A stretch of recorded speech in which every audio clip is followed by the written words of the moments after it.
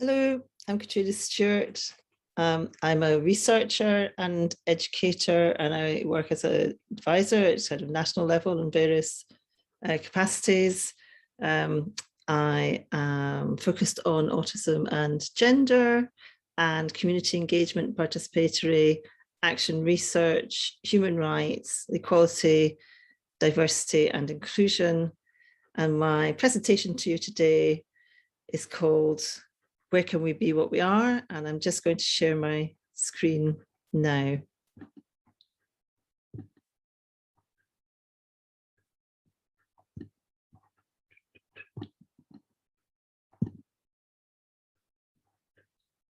Okay. So my presentation to you today is called Where Can We Be What We Are?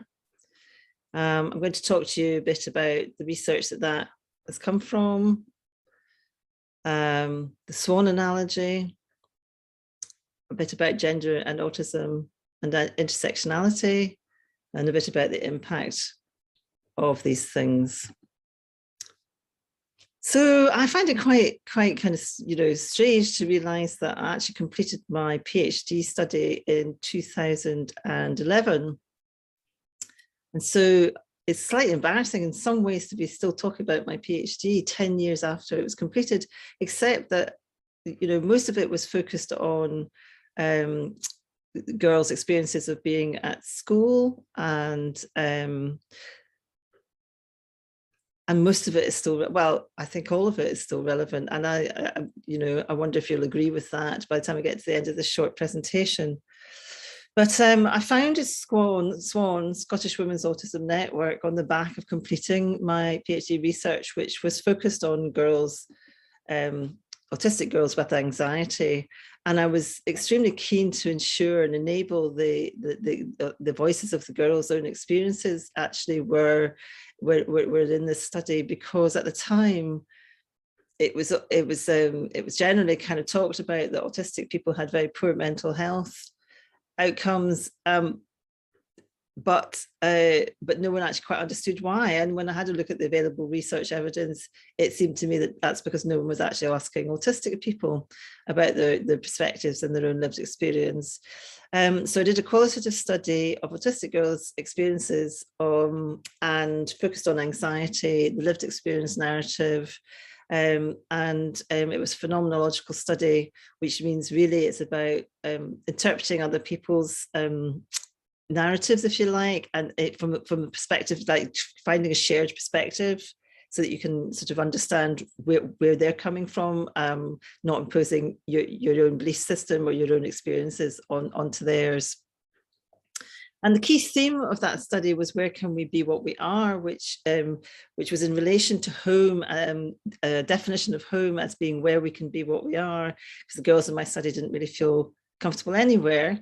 Not surprisingly, a great deal of the attention during the study was focused on their experiences of being at school. And a summary of the findings from that study were published in Good Autism Practice in 2012. And that included an appendix, which was kind of a list of tips and hints for educators or people working in schools when working with autistic, to make the practice a bit more inclusive. And I still think that's relevant to today. So the Swan Analogy was given to me by a specialist clinical psychologist in relation to a 9-year-old autistic girl we were discussing. And he said she was like a swan appearing to glide across the surface of life while paddling furiously underneath just to keep afloat. What, of course, this means in practice is that these girls appear to be coping, and they're really not. And the effort to try and cope and to fit in, it comes at a huge cost. It's underpinned by relentless levels of anxiety. And I just want to say here that, the thing about, people talk about female autism phenotype, female autism, classic autism, as opposed to, I have to say, I don't believe in all that. I think there's autism, and then I think that we live in a gendered society. So I think that the individuals who are perceived to be one gender or other they're put under different social pressures. They have different expectations based on them, and that really does have a huge impact. obviously. So they're under pressure to conform to social expectations of femininity in terms of appearance, their interests, the interests they pursue, the subjects at school that they choose, the language they use. So issues of gender and sexual stereotyping are massive for these individuals. Now, we talk about masking as that, so the Swan analogy refers to kind of masking in some sense, that, we understand it being about, the effort to fit in, to pretending to be normal, as Leanne Holiday-Willey would have put it, copying, imitating, acting. We know that boys and men mask too. I'm going to talk a wee bit more about gender and non-binary further on, but in general, let's say, we know that autistic people in general may mask. At the moment, the available evidence does suggest that it points towards the fact that masking is more associated with being perceived as female. It's associated with poor mental health. There are issues around, if you spend your formative years trying very hard to be something you're not or something else, who are you actually underneath all that? So masking is a form of it's a survival strategy in a very hostile world, but it involves a process of self-denial. So there are issues around self-identity, your understanding of who you actually are, your self-esteem, your ability to look after yourself because you don't really understand or accept your own needs, impact on choices and life trajectory. Very quickly, some of you will know what intersectionality means. It was coined by an American academic called Kimberly Crenshaw, and she used the term to describe the ways in which different threads of power or disempowerment would come together and interweave in any one individual. So you can imagine it a bit like the intersection of a very large series of trunk roads all coming together in this kind of spaghetti junction. We call it spaghetti junction. In the States, it's called an intersection. So intersectionality. And in terms of autism and gender, assumptions around gender and assumptions around autism, what it is, how it manifests, who is autistic, have come together in this intersectionality. And that has created what I would have called for a long time a marginalized group within a marginalized population, invisible in society, invisible to themselves, often struggling to make sense of gender. I just want to put this out there as a kind of as a concept, as a theory, something that I think would make a great PhD study. So I have worked with hundreds of women and girls over the years. I have my own lived experience. I have my experience as a mum, as a mother, and talking to friends and etc. I have yet to meet an autistic female who has not had real issues around their understanding of gender and what that means to them or to us.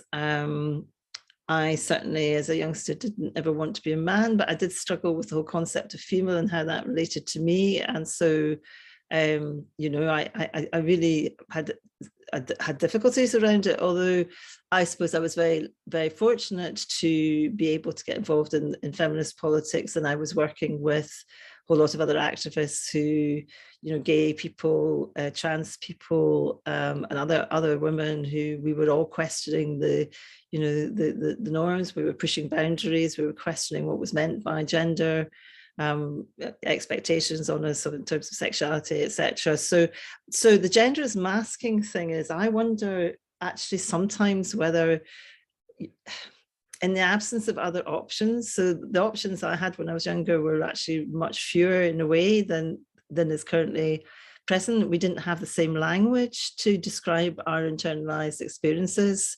And we didn't have the same options in terms of how we identified. So that conversation has expanded those options in that language, and that ability to discuss and describe and create a narrative around your own identity and your own lived experiences is amazing, actually.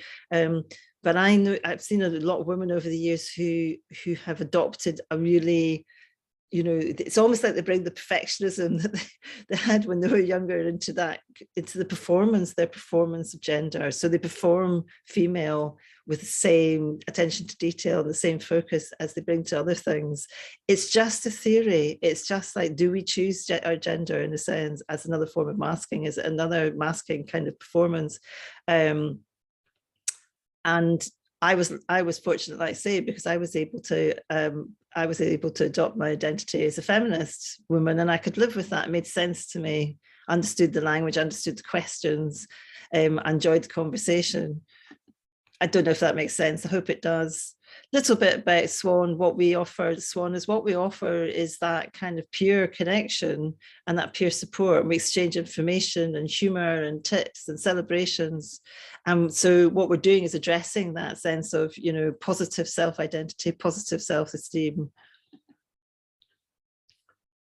I have a thing about role models and the importance of role models, because again, as young autistic women, where are they, and how do you project yourself into an adult future if you can't see yourself there? I need to stop using that word support. I do get tired of people kind of talking about how autistic people need support all the time, because actually everyone needs support. It's not so much that we need support. What we really need is inclusion. We need a society that is genuinely inclusive and accepting of difference, in my humble opinion. So just the role models. There were some of my role models and some new ones: Maya Angelou, Susan Sontag, Patti Smith, Angela Carter. Now we've got people like Michelle Obama, but Greta Thunberg and Charlotte Valeur, brilliant role models. My autism is my strength. She was chair of the Institute of Directors for a while there. I think she stepped down last year. And then, of course, Greta Thunberg. It's nothing that I want to change about me. It's just who I am. If I'd been just like everyone else and been social, then I would have just tried to start an organization, but I couldn't. I'm not very good with people, so I did something myself instead. And she's a really good example of how if you allow young autistic people to focus on their interests, they can do amazing things. That's just a picture of an event while we were running our peer mentoring project. I just thought I'd like to finish on a high. So we had a fantastic day. Our day was described by one of our group as magical mentoring. And that's another some more photographs of some of the activities that we ran. Thank you for listening.